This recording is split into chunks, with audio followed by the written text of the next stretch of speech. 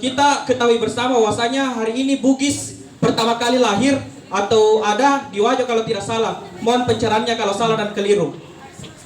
Yang mengatakan bahwasanya hari ini masyarakat nelayan di Lapa itu kemudian menggunakan alat bom untuk menangkap ikan. Mengapa hari ini Bapak tidak menegaskan kepada pemerintah kabupaten kota untuk kemudian menahan para pelaku-pelaku perusak terumbu karang? Itu yang kemudian menjadi PR bersama dari para pemerintah kabupaten kota.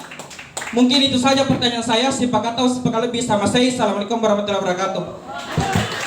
Kabupaten Sinjai, yaitu mengenai slogan Kabupaten Sinjai itu bumi pancasila kita.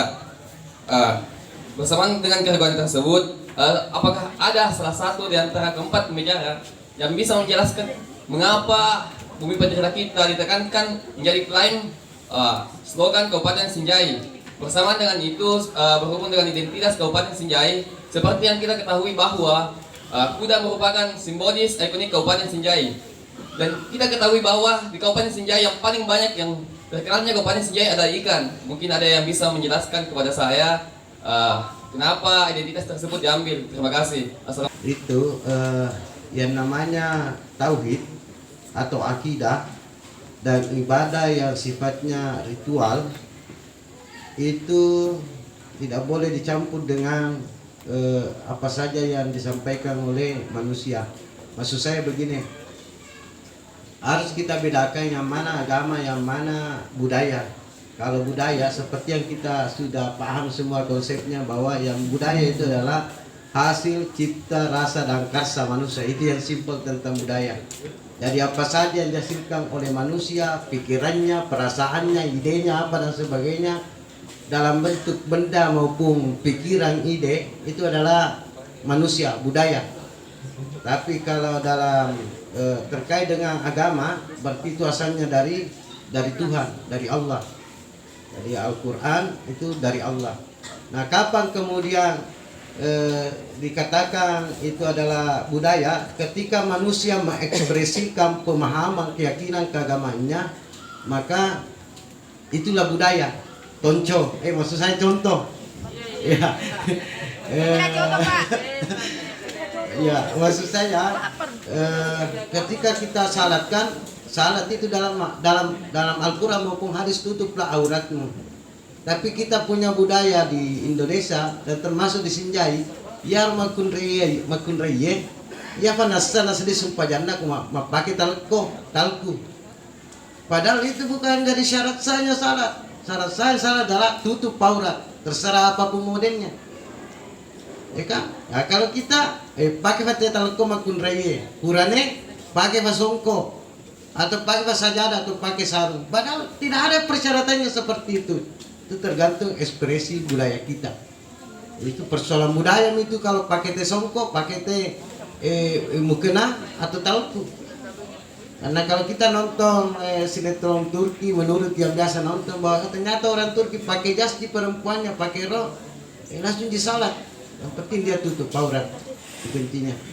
Nah, maksud saya selanjutnya adalah, dari sepanjang suatu kegiatan, itu kegiatan budaya yang dilakukan manusia dan tidak bertentangan dengan persoalan akidah dan ibadah praktis kepada ibadah pokok kepada Allah, maka itu tidak ada persoalannya untuk dilakukan. Itu yang saya pahami dari ajaran Islam. Mana pernah ada ajaran Islam bahwa kalau mau bicara tentang budaya ada yang seperti ini? Tidak ada dalam ajaran Islam hari ini yang seperti ini. Kalau kita cari nasnya, tapi ini murni adalah hasil budaya manusia.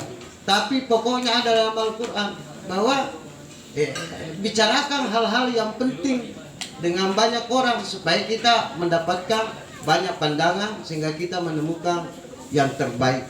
Jadi saya kira itu ajaran Islam seperti itu. Jangan terlalu juga kita terkadang budaya percampuran antara ada kepercayaan lama fakun rohana tasyaga, misalnya apalagi di Muara di sana seperti itu. Tapi kalau Maring Pasalo saya kira murni, dan saya mendengar dari teman menjelaskan bahwa Maring Pasalo begini, tidak, itu budaya saja, budaya masyarakat setempat untuk masih disendi. Tapi kalau mempandetasi saya kira seperti yang dilakukan oleh orang di Jawa sana, larung laut, sedekah laut dan lain-lain sebagainya. Saya kira itu Bu. Jadi Sepertinya orang tidak terlalu mengenal beliau. Ini mungkin faktor karena sosialisasi yang kurang dan memang kepahaman kita. Tahu bahwa ternyata Pak Muhammad menjelaskan bahwa umurnya baru 16 tahun, terus dilantik menjadi raja 17 tahun, terus punya kelebihan selain cantik, punya ini yang perlu mungkin dikaji. Ya. Dan Pak Muhani sudah menjelaskan bahwa memang banyak kelebihannya. Inilah mungkin yang harus kita pahami dulu. Baru setelah kita pahami, kita harus sosialisasikan bahwa memang pernah ada sejarah pemimpin perempuan yang luar biasa. Dan itu memang ada sejarahnya di Senjai. Pernah memimpin itu Icelah. Dan saya berharap ini mungkin bahan-bahan ini Pak Muhanis yang harus kita ketahui bersama. Dan setelah kita ketahui bersama ya kita harus sosialisasikan. Jadi semakin banyak yang sosialisasikan, semakin paham bahwa ternyata memang kita pernah ada pemimpin seorang perempuan Senjai, seorang raja, seorang perempuan yang hebat, selain cantik, cerdas, dan ternyata masyarakatnya sejahtera dan memang berani. Walaupun dia seorang perempuan tapi berani mengambil sikap. Selanjutnya dari penanya yang kedua, ya, sepertinya anak-anak remaja kita, anak-anak dan remaja, nilai-nilai budaya yang seperti Mapatabe itu sudah kayak tidak ditekankan lagi dari guru-guru. Saya berpikir ini tidak boleh torakan, ya, karena saya berharap juga kepada pendidik terusus orang tua di rumah, ya, tetap kita harus didik anak-anak kita seperti Mapatabe, ya, karena banyak nilai positifnya kalau anak-anak itu Mapatabe, ya, Mapakaraja, dan itu terdampak sendiri kepada anak bahwa kalau ini sudah terbiasa dari kecil, pasti sampai ke dewasa dan orang tua ini pasti dilakukan. Saya berharap kepada kita semua untuk ini terus digaungkan, disampaikan kepada siapapun dan termasuk kepada orang tua untuk tidak meninggalkan nilai-nilai budaya seperti Mapatabe. Mungkin itu saja yang bisa saya sampaikan. Saya persilakan Pak Manis. Ke-20 dia berkuasa di Bulo-Bulo tahun 1809 sampai 1835. Dia adalah anak dari Kacoren Tapuji Kahu dan bapaknya bernama Lasaling Arusi Jeling. Dia adalah cucu dari Fatimah Arum Bulo-Bulo ke-19. Icelah lahir pada tahun 1796. Pertama kali dilantik menjadi raja di Mario tahun 1803. Dilantiknya 806 dilantik di Mario pada saat berumur 10 tahun. Dilantik sebagai Arum Bulo-Bulo tahun 1809 pada saat berumur 13 tahun. Dan 2 tahun kemudian 1812 Icelah mengumpulkan 50 penguasa Lamati dan Bulbul di Mengarah Bombang untuk berikrar menjalankan syariat Islam kepada seluruh warganya termasuk seluruh pemimpinnya, dan dihadiri oleh Petamak dan Regi Bone yang mewakili Latendri Tapua itu diundang. Sayang sekali berhalangan hadir karena misalkan perang di Inggris. Melawan Inggris yang datang adalah Labaloso, namanya Petamak dan Ren Arupondre. Jadi kalau Anda silakan ke rumah bisa baca lontarannya bagaimana seorang wanita yang berumur sekitar 13 tahun memimpin sebuah kajian Islam, dan waktu memimpin perang Mengarah Bombang dia menggunakan kerudung dan bacakan salawat di Cakempong sampai Mengarah Bombang. Bergetar kalau Anda baca lontarannya, Anda akan, saya sendiri sebagai anak yang kebetulan berhak mendapatkan lontarannya tersebut, merasa menangis dan merinding. Bagaimana kisahnya seorang wanita di depan Labaloso tadi Arupondre berikrar bahwa kami adalah menjalankan syariat Islam dengan bagus dan kepada seluruh warga saya. Dan lamati semua arung dan kepala di antara 50-an itu diundang, daftar namanya semua ada lengkap. Kemudian mengapa kita tidak kenal? Karena dia meninggal pada saat menjelang 1 hari menjelang pesta pernikahannya dengan latak busasta kareka tangka anak Datuk Pamana Wajo. Jadi 1 hari semua budak kiriman Wajo Pamana sudah sampai di Sinjai. Baju pengantin sudah siap.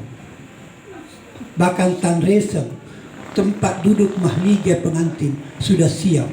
Tiba-tiba malam menjelang pacingnya, menjelang mapacing, 1 hari sebelum mapacing, tiba-tiba meninggal dunia. Dan Tak Busasta merasa kecewa dan mengatakan seluruh harta yang sudah kirimkan kepada Celak, 1 pun tidak boleh kembalikan ke Pamana, dan silakan tinggalkan, termasuk semua budak dan pekerjanya tidak boleh kembali ke Wajo. Harus jadikanlah dia sebagai orang bulo-bulo. Jadi kisah inilah yang menginspirasi kita semua bagaimana Celak hadir di Sinjai, karena dalam darahnya, dalam sudut semua adalah raja, sampai kepada raja-raja Aruk Timurung sampai ke atas. Tidak ada namanya di Sinjai dikenal karena tidak punya anak dan juga memperjuangkan.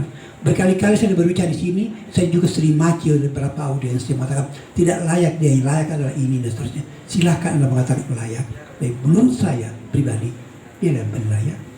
Tidak ada pemimpin yang memimpin perang. Dalam perang adalah memimpin dengan salawat badar. Hanya beliau. Dan seterusnya. Kemudian untuk itu dalam buku saya, bukan buku saya, draft buku saya menginginkan bahwa nama beliau diabadikan menjadi nama rumah sakit Sinjai. Jadi mengapa saya berpikir Paten Riwar di Boni, Sultan Den Raja di Bugumba, dan lain-lain, menggunakan nama pahlawannya. Saya inginkan Celak Tadampani, biarlah orang belajar dari Celak bahwa keteguhan usia itu bukan menjadi halang untuk berjuang. Dia tidak pernah memikirkan diri akan menikah dengan bangsawan-bangsawan luar kabupaten, di luar Sinjai, takut untuk melamar karena dia konsisten. Bayangkan dia menghadapi perang. Bayangkan perang Rumpak Nama Arab Bombay terjadi. Coba Nanda tahu semuanya, itu adalah pengaruh dari revolusi Prancis. Selama ini mungkin Bapak tidak pernah tahu bahwa, atau anak pun tidak pernah tahu bahwa perang Arab Bombay diawali karena kemenangan Prancis di perang di Eropa, dan termasuk mengalahkan